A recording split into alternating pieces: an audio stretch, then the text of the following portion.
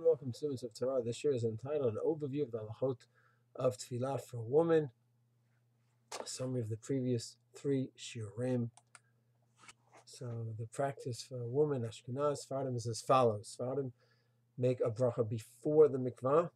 And therefore, some of them are dressed or have a robe on, make a bracha. Some are even in an outside room and then make the bracha there in the outside room and then go take off the robe and go into the mikvah.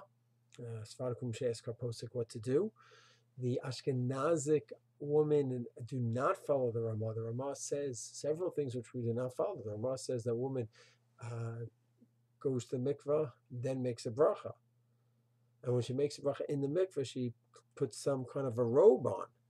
And in two ways we don't follow that. Number one, we do another tevila after the bracha. So it's a tevila, a bracha, then a tevila again, which the Ramah doesn't mention. That's from the Shlah.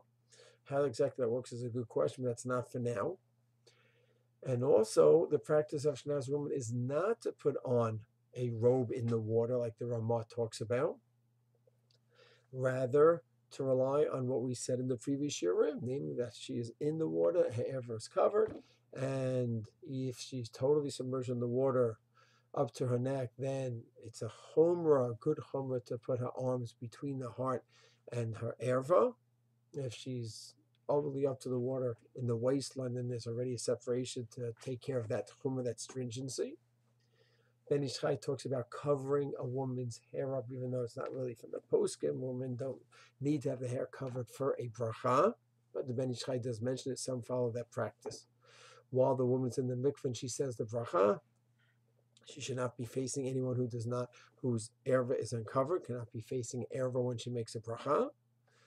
And we rely on the poskim that say that in the Tevila, the bore of the Tevila, that place is an acceptable place to make the bracha for various reasons. It's not smelly anymore like the mikvah, like the old boros used to be in the Gemara's times.